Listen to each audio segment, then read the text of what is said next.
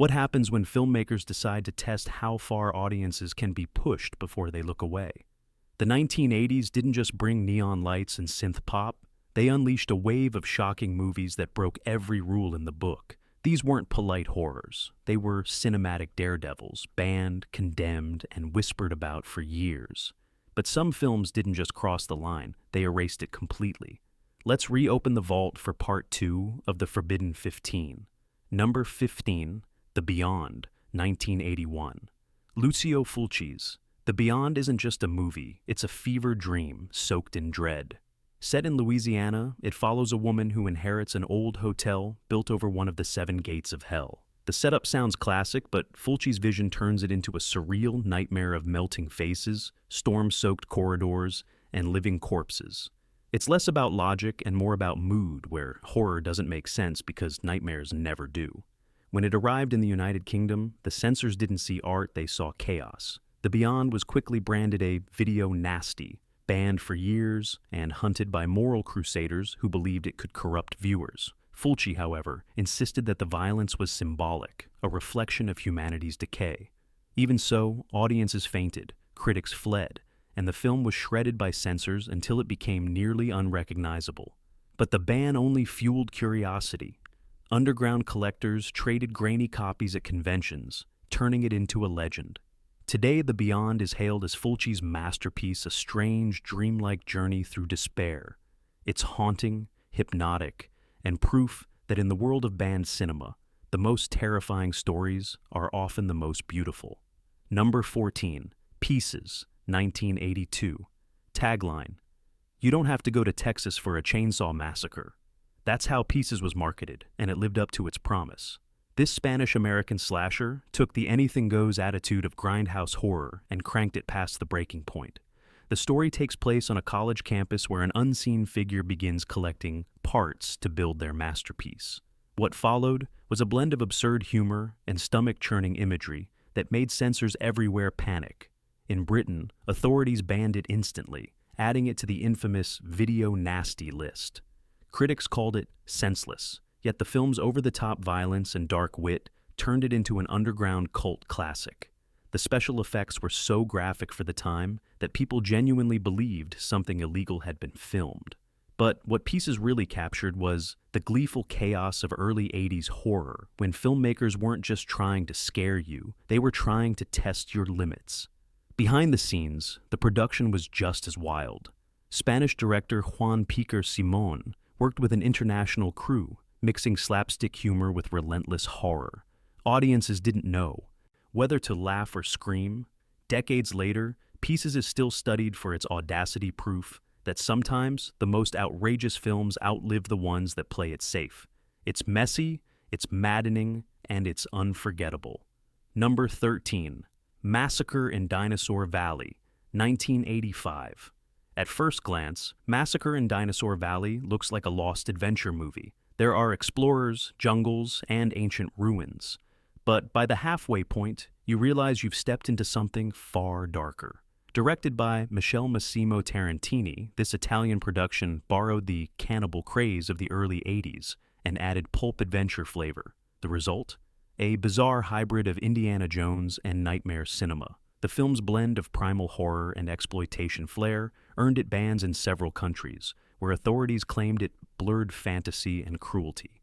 The violence was relentless, bone-crunching realism and over-the-top gore that left nothing to the imagination. But behind the blood and mud, Massacre in Dinosaur Valley hid a sly message about greed and colonial arrogance, showing how explorers often became the real monsters in their quest for glory.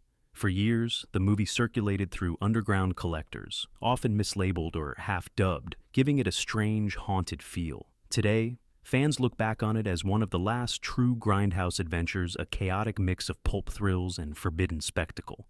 It's not elegant, but that's the point. In an era when cinema tried to shock itself awake, this one roared louder than most. Number 12, Dead and Buried, 1981. Dead and Buried begins like a mystery. A quiet seaside town, a sheriff investigating strange deaths, and locals who seem a little too calm about the whole thing. But as the story unfolds, it slips into a surreal horror that feels like the Twilight Zone on a bad trip. Directed by Gary Sherman and written by Dan O'Bannon, who also co-wrote Alien, this small-town nightmare delivered something audiences didn't expect: terror with brains. When it premiered, critics praised its atmosphere but recoiled at its realistic effects. The makeup work by Stan Winston was too convincing, and the British Board of Film Classification quickly banned it for being too disturbing. For nearly a decade, it was whispered about as one of the few horror films that looked too real. But time changed its fate. As censorship relaxed, Dead and Buried returned and earned critical respect for its eerie mood and philosophical core. Beneath the surface-level horror lies a story about control, conformity, and the fear of losing your identity, a theme that made it far more than just another gore film. Today it stands as one of the most intelligent, underrated thrillers of the early 80s, proving that sometimes the most chilling monsters are the ones wearing friendly faces. Number 11. Evil Speak, 1981. Before computers ruled our lives, Evil Speak warned what might happen if they ever got angry. The story follows Stanley, a bullied military cadet, who discovers an old computer program that channels dark powers. What begins as teenage revenge turns into a digital nightmare filled with eerie chants, glowing screens, and sudden vengeance.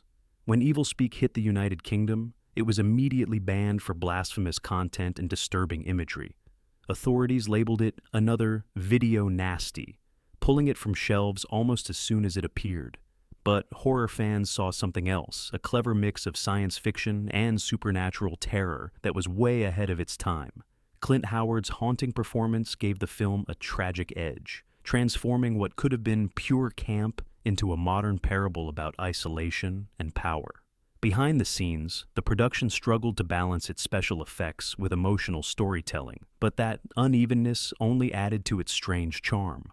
Years later, critics re-evaluated Evil Speak as a bridge between 70s occult thrillers and 90s techno-horror. What once seemed outrageous now feels prophetic. In a world where technology really does know everything about us, the film's warning hits closer to home. It was banned for crossing the line, but maybe it just got there first. Number 10. Inferno, 1980. If Suspiria was Dario Argento's fairy tale of terror, Inferno was his descent into visual madness. This second chapter in his Three Mothers trilogy traded the ballet halls of Europe for shadow-soaked corridors in New York, where a young woman uncovers an ancient curse buried beneath her building. Everything about Inferno feels dreamlike: glowing blue water, shifting shadows, and the eerie sense that time itself is dissolving. But censors didn't care about artistic intent. They saw one of the most graphic films of its decade. Several countries trimmed scenes of disfigurement and fire, while others banned it altogether. Critics at first dismissed it as incoherent, but the few who looked closer saw that Argento had crafted a nightmare you couldn't quite explain, only feel.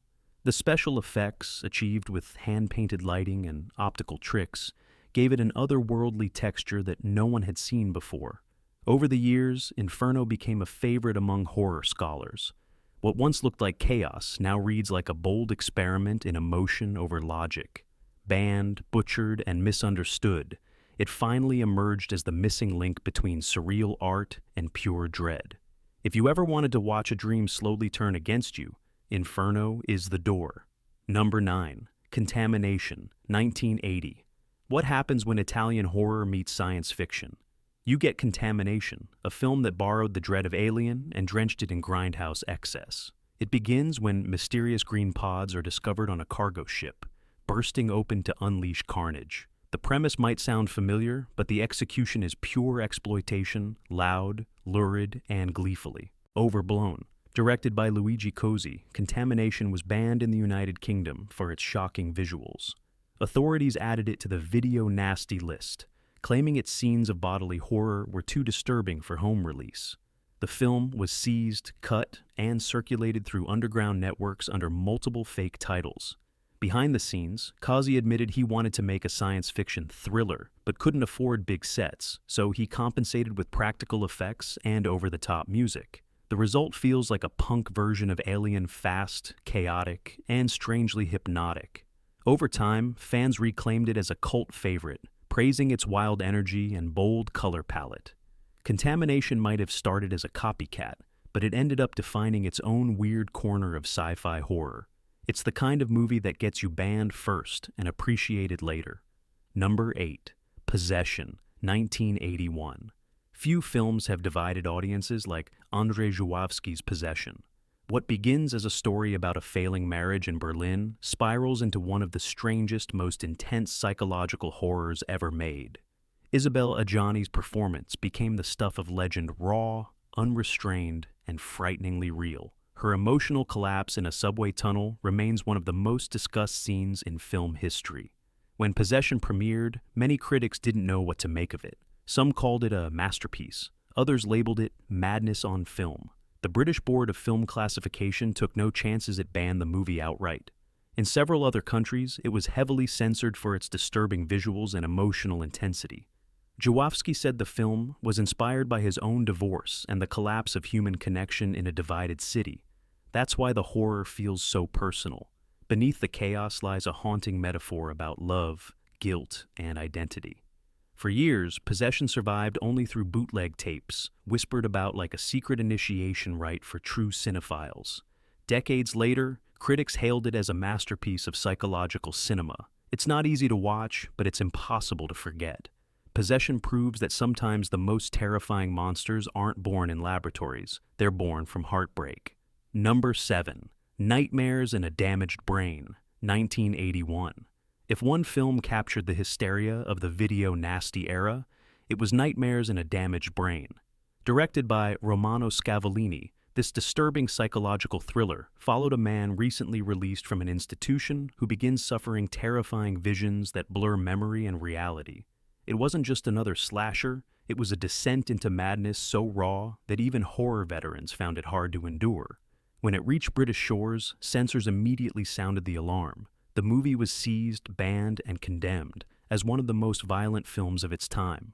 Police raids followed, and the film's distributor was actually sentenced to prison under obscenity laws, making it the only title from the video nasty list that resulted in jail time. That alone cemented its place in cult cinema history. Behind the scenes, production was chaotic. Scavolini clashed with his crew, and special effects artist Tom Savini demanded his name be removed from the credits after rumors spread that the effects looked too convincing. The result was a film that felt feverish and unstable, mirroring the protagonist's unraveling mind. Decades later, Nightmares in a Damaged Brain earned a second life as a darkly fascinating relic of censorship gone wild. Its reputation for being too much became part of its allure. Today, it's remembered not only for its brutality, but for its atmosphere, a disturbing mirror of a society terrified of its own imagination. In the 80s, it wasn't just a movie, it was a moral panic captured on film. Number 6. The Boogeyman, 1980. At first glance, The Boogeyman looks like a familiar ghost story, a childhood trauma, a cursed mirror, and strange events that refuse to stay buried. But when Uli Lommel's low-budget thriller hit theaters, it packed a punch that few expected. Its eerie atmosphere and sudden bursts of violence earned it immediate attention and controversy. The story follows two siblings haunted by an act of childhood terror that manifests through a supernatural mirror. As the past begins to reappear, the movie blurs the line between haunting and revenge. Critics dismissed it as another copycat horror, but audiences couldn't look away. It was weird, unpredictable, and dripping with early 80s style. Censors in the United Kingdom weren't amused. The Boogeyman was added to the video nasty list for its intense imagery and psychological cruelty. For years, it was banned from home video, surviving only through smuggled VHS copies. What makes the film stand out today is its quiet creativity. Working with almost no budget, Lommel built suspense through light, silence, and suggestion, proving that horror doesn't always need grand sets to get under your skin. Though banned for its intensity, The Boogeyman has since been reassessed as a haunting, slow-burn classic that thrived on imagination over spectacle. Number 5. Snuff, 1980. By the time Snuff resurfaced in the early 1980s, it had already become a legend, a film everyone claimed to know, but few had actually seen. Originally shot in the mid-70s as a low-budget thriller, it was later re-edited and re-released with a new ending that pretended to show a real on-camera killing. That marketing stunt lit the fuse. Newspapers, politicians, and moral activists exploded with outrage, convinced that what they saw was real. The British Board of Film Classification banned it outright, while theaters across the United States pulled it from screens after police investigations. No crime was found, but the damage was done. The word snuff became shorthand for the darkest side of underground cinema.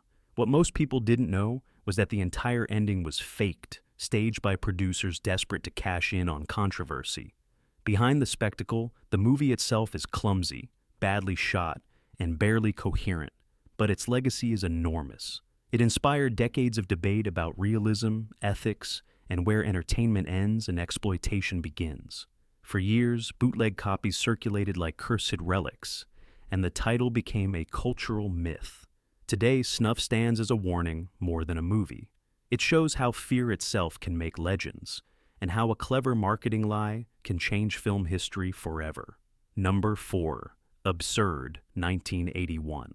Known to American audiences as horrible, this Italian shocker from director Joe D'Amato takes the classic slasher setup and amplifies it until it becomes surreal.